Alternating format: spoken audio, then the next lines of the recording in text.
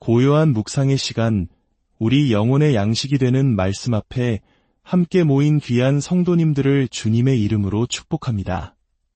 오늘 우리는 시간의 강을 거슬러 올라가 구약의 한 위대한 왕이 가졌던 마음과 그 마음에 응답하신 하나님의 영원한 약속, 그리고 그 약속이 신약의 시대를 살아가는 우리에게 어떻게 예수 그리스도 안에서 찬란하게 성취되었는지를 함께 따라가는 은혜로운 여정을 떠나고자 합니다. 우리 한국인들은 역사와 혈통, 그 뿌리의 중요성을 누구보다 잘 알고 있습니다. 한 왕조의 흥망성쇠 이야기는 우리에게 매우 익숙한 서사이지요. 오늘 우리가 마주할 이야기는 바로 인류 역사상 가장 위대한 왕조에 대한 하나님의 약속, 그리고 그 약속의 진짜 주인공에 대한 이야기입니다. 이 은혜로운 여정을 시작하기에 앞서 오늘 이 말씀이 여러분의 마음에 깊은 울림을 준다면 좋아요와 공유를 통해 이 복된 소식을 더 많은 이들에게 전하는 선한 도구가 되어주시길 부탁드립니다. 여러분의 구독과 관심은 저희가 이 귀한 사역을 계속 이어나가는 데 큰 힘이 됩니다. 이 일에 동참하시는 모든 분들의 삶 가운데 하나님의 크신 축복이 함께 하시기를 기도합니다. 이제 거룩하신 하나님 앞에 우리의 마음을 모아 기도드리겠습니다. 하늘에 계신 우리 하나님 아버지, 사람은 떡으로만 사는 것이 아니요 오직 하나님의 입에서 나오는 모든 말씀으로 사는 존재임을 고백합니다. 풀은 마르고 꽃은 시드나 우리 하나님의 말씀은 영원히 굳게 서 있음을 믿습니다. 진리로 우리를 거룩하게 하여 주시옵소서. 아버지의 말씀은 진리이니이다. 모든 성경은 하나님의 감동으로 된 것으로 교훈과 책망과 바르게 함과 의로 교육하기에 유익하니 이는 하나님의 사람으로 온전하게 하며 모든 선한 일을 행할 능력을 갖추게 하려 하심이라 하셨습니다. 주님, 말씀하여 주시옵소서. 주의 종들이 듣겠나이다. 이 모든 말씀, 우리 구주 예수 그리스도의 이름으로 간절히 기도드립니다. 아멘. 우리의 이야기는 지금으로부터 약 3000년 전 이스라엘의 가장 위대한 왕으로 칭송받는 다윗의 시대에서 시작됩니다. 사무엘하 7장의 말씀입니다. 당시 다윗 왕은 그의 인생에서 가장 화려한 시절을 보내고 있었습니다. 하나님께서 그에게 모든 원수로부터의 심, 즉 평안을 주셨고 그는 백향목으로 지은 웅장하고 아름다운 궁전에 거하고 있었습니다. 어느 날 다윗은 선지자 나단을 불러 이렇게 말합니다. 보시오, 나는 이처럼 좋은 백향목 궁에 사는데 하나님의 궤는 저 초라한 휘장 가운데 있구려. 여러분, 이 다윗의 마음을 한번 헤아려 보십시오. 그는 자신의 안락함 속에서 하나님의 영광을 먼저 생각했습니다. 어찌하여 창조주이신 하나님께서는 천막에 머무시고 피조물이 나는 이토록 호화로운 궁에 거하는가? 이 질문 속에는 하나님을 향한 다윗의 깊은 사랑과 경외심, 그리고 겸손이 담겨 있습니다. 권력의 정점에 있을 때 인간은 교만해지기 쉽습니다. 하지만 다윗은 자신의 존재 이유가 오직 하나님의 영광을 위함임을 잊지 않았습니다. 선지자 나단은 이 선한 마음에 감동하여 말합니다. 왕의 마음에 있는 모든 것을 행하소서. 여호와께서 왕과 함께 계시나이다. 하지만 바로 그날 밤 하나님의 말씀이 나단에게 임합니다. 하나님의 생각은 다윗의 생각과 달랐습니다. 하나님께서는 나단을 통해 다윗에게 이렇게 전하라 하십니다. 가서 내 종 다윗에게 말하여라. 여호와의 말씀이 내가 나를 위하여 내가 살 집을 건축하겠느냐? 이 질문은 책망이 아니라 더 크고 놀라운 계획을 알려주시기 위한 서곡이었습니다. 하나님께서는 이어서 말씀하십니다. 내가 이스라엘 자손을 이집트에서 인도하여 낸 날부터 오늘까지 집에 살지 아니하고 장막과 성막 안에서 다니며 그들과 함께 있었다.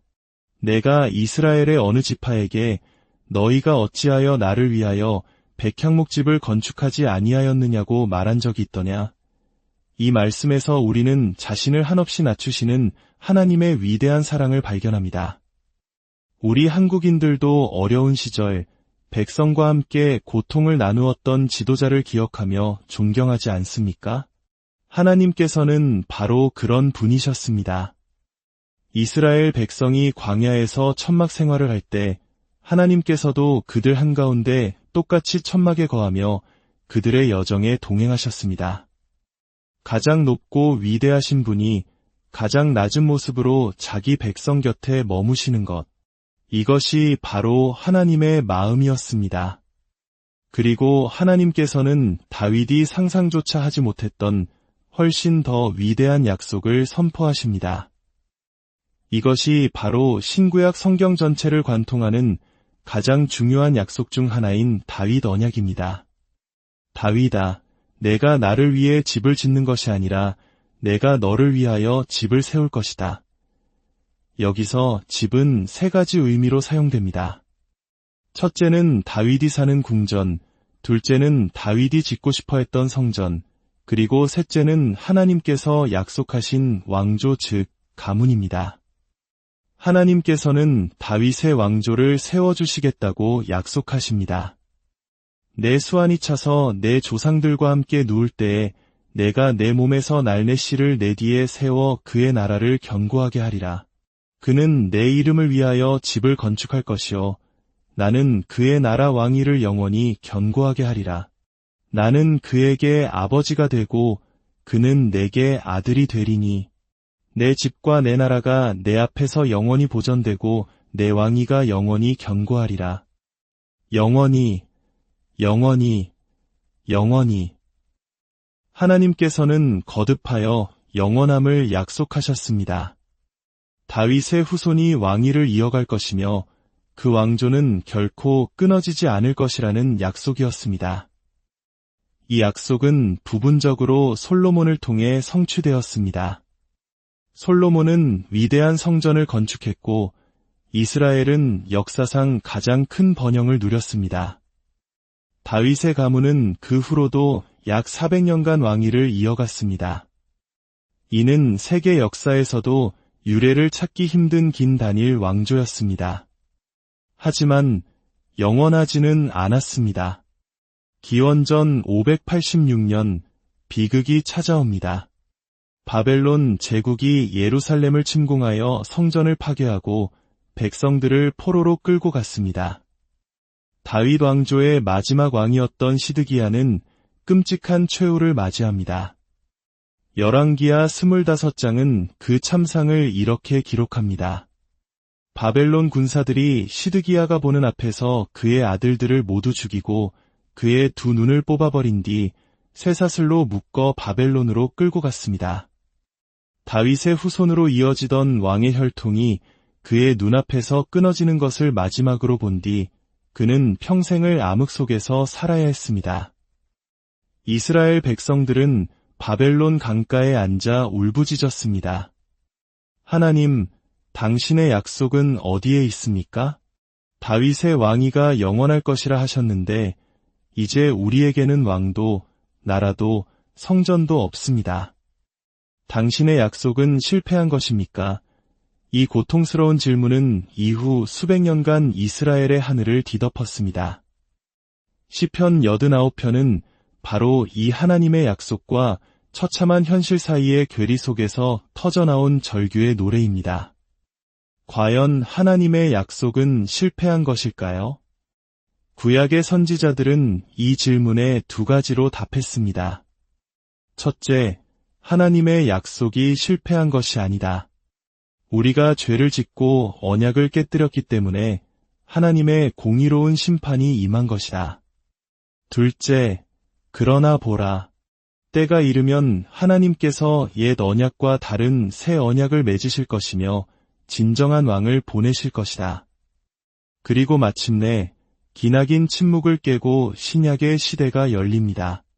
여러분, 신약 성경의 가장 첫 문장이 무엇인지 아십니까? 마태복음 1장 1절은 이렇게 시작합니다.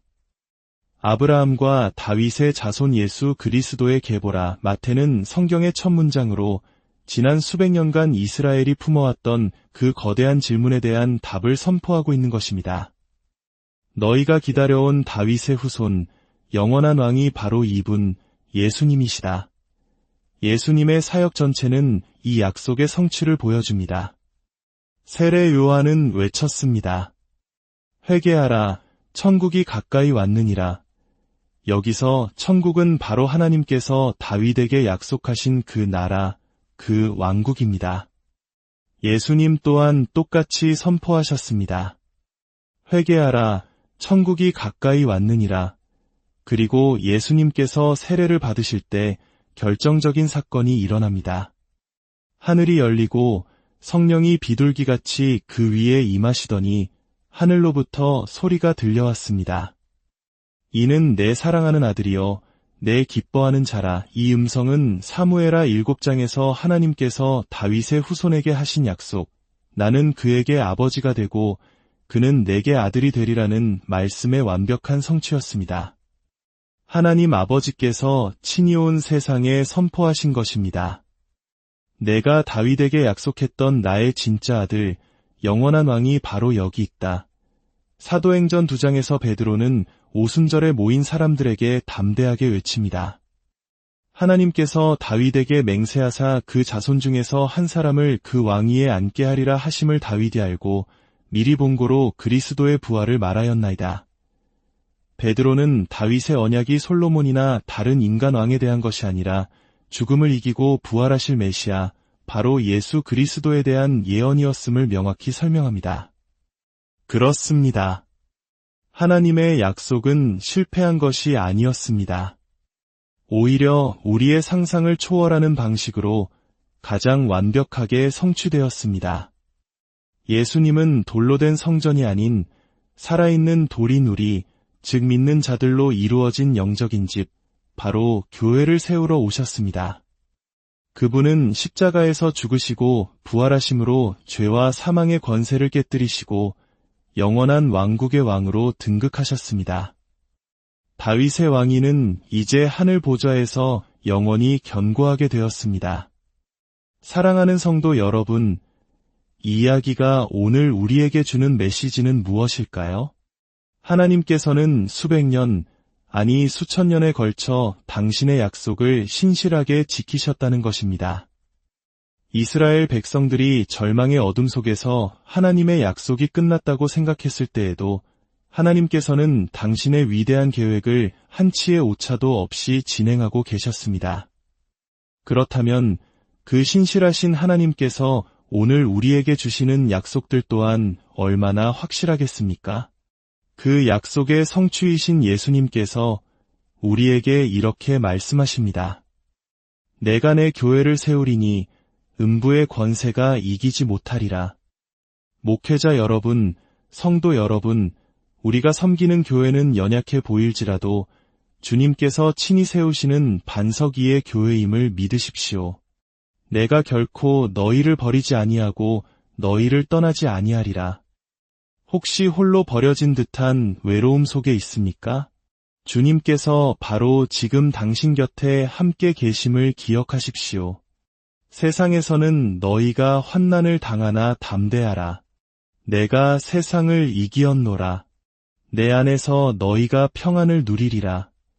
고난의 풍파 속에서 지쳐 있습니까? 세상이 줄 수 없는 참된 평안이 주님 안에 있습니다. 수고하고 무거운 짐 진 자들아, 다 내게로 오라.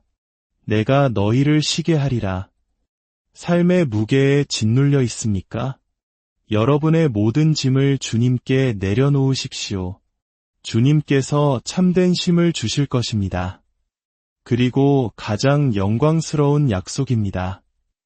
내가 너희를 위하여 거처를 예비하러 가노니 다시 와서 너희를 내게로 영접하여 나 있는 곳에 너희도 있게 하리라. 우리의 주님께서는 우리를 위해 영원한 집을 예비하고 계시며 반드시 다시 오실 것입니다.